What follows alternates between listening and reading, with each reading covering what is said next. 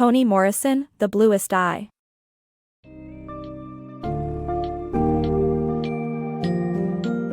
Dive into a heart-wrenching exploration of identity, beauty, and societal norms through Toni Morrison's poignant narrative in The Bluest Eye. Set against the backdrop of a 1940s steel mill town in Lorain, Ohio, this story follows young Pecola Breedlove, whose desire for blue eyes symbolizes a deeper quest for acceptance in a world steeped in racial prejudice.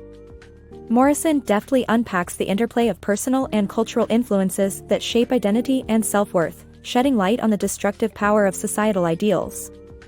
Through the innocent yet harrowing perspectives of Pecola, Claudia, and Frida, you'll traverse themes of racial discrimination, familial dysfunction, and the yearning for love and acknowledgement. Prepare to engage with complex characters and unravel the nuanced systemic issues that perpetuate cycles of self-loathing and despair as you journey through this powerful narrative.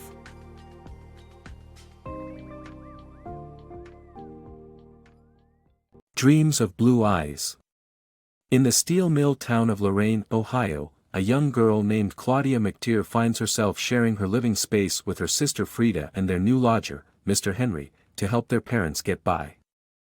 Joining them temporarily is 11-year-old Pecola Breedlove, a girl whose world has been shattered after her family's home burned down.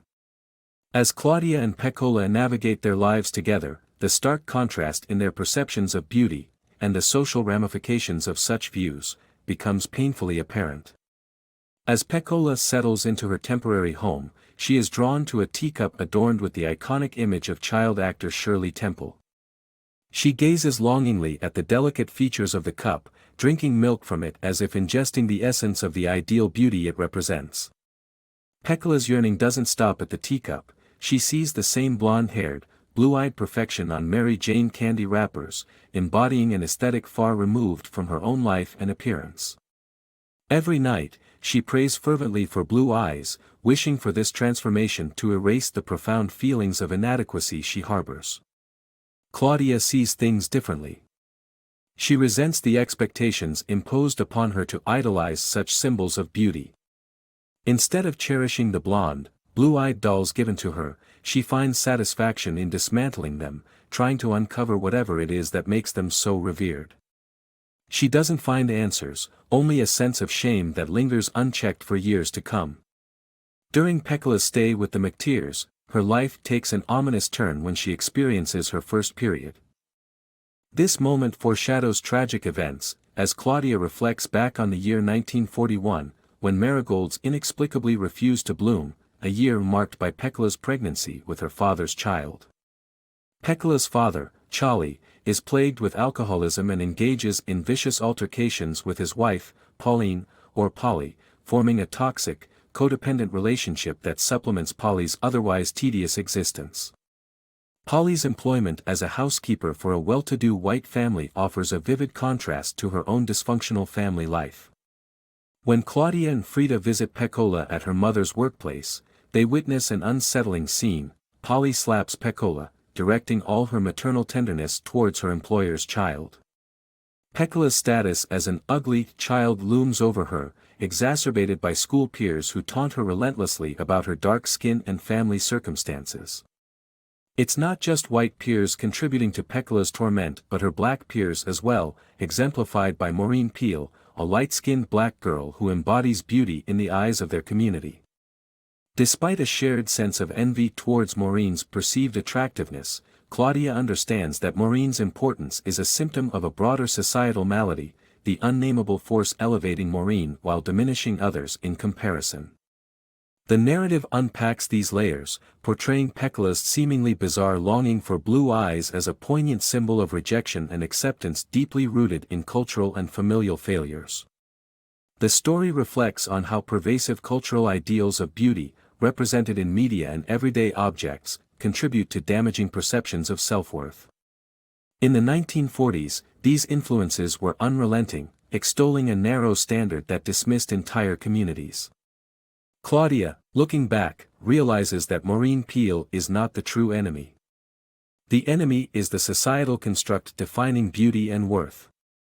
These ideals pervade every aspect of Pecola's world, from the loyal greetings of Mr. Henry calling someone Greta Garbo to the images surrounding them.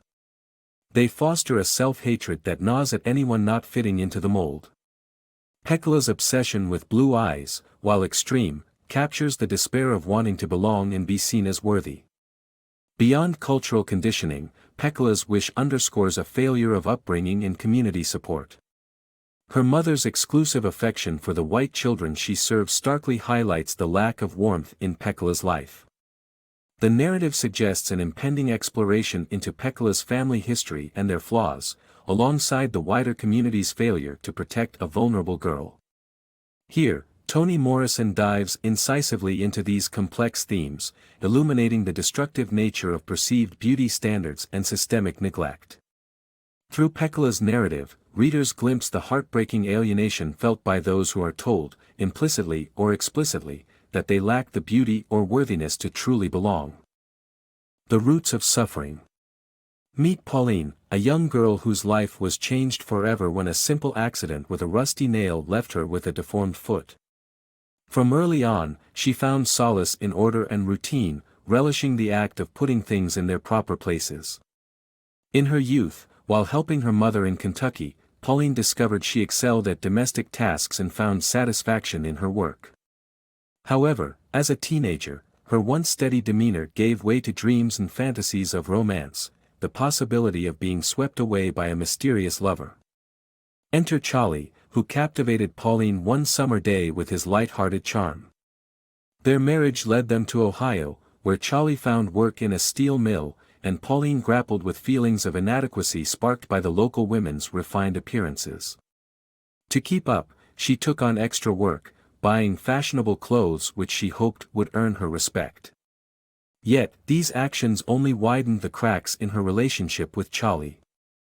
Their quarrels grew, about her spending, his drinking, her isolation.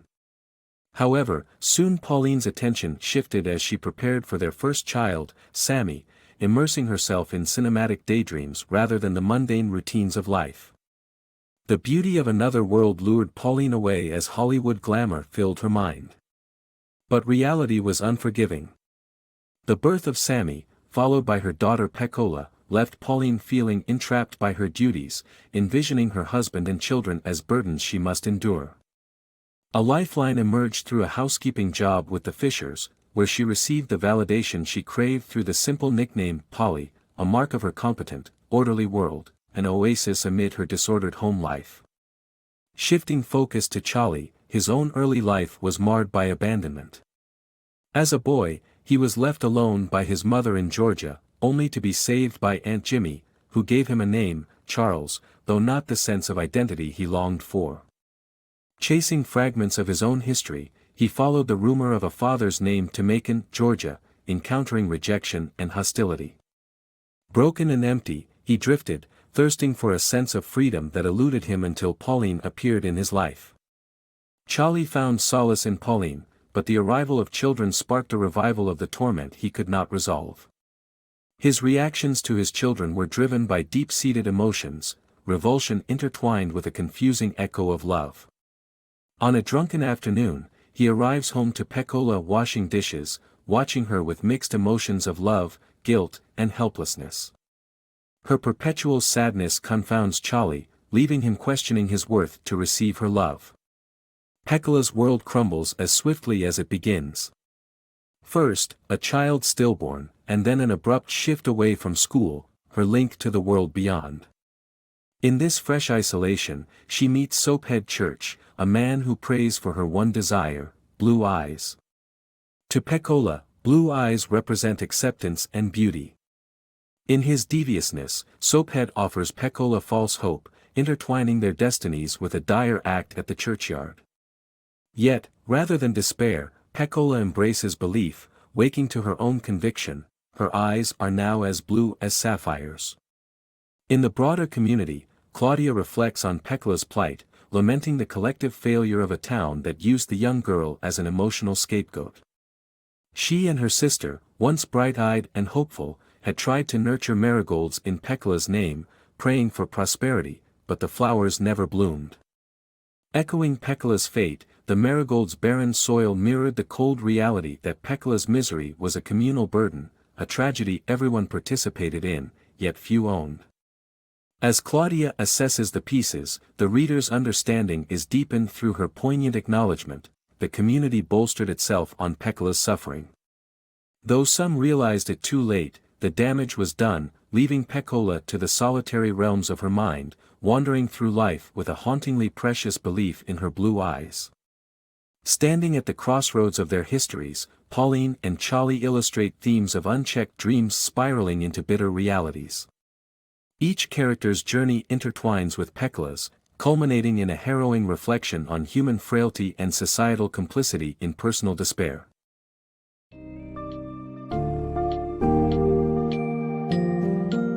Toni Morrison's The Bluest Eye leaves readers with profound reflections on the impact of societal standards on personal identity and the painful cycle of self-loathing. Pecola's tragic quest for blue eyes encapsulates the longing for acceptance and societal recognition, highlighting the devastating effects of racial prejudices and cultural ideals. Morrison illustrates how individuals and communities perpetuate these destructive norms, often at the expense of the most vulnerable. As Claudia's introspection reveals, the collective failures of society manifest in Pecola's tragic downfall, serving as a powerful reminder of the need for communal empathy and change. Morrison's narrative implores us to challenge and reframe the notions of beauty and worthiness, offering hope for understanding and healing amidst a legacy of division and harm.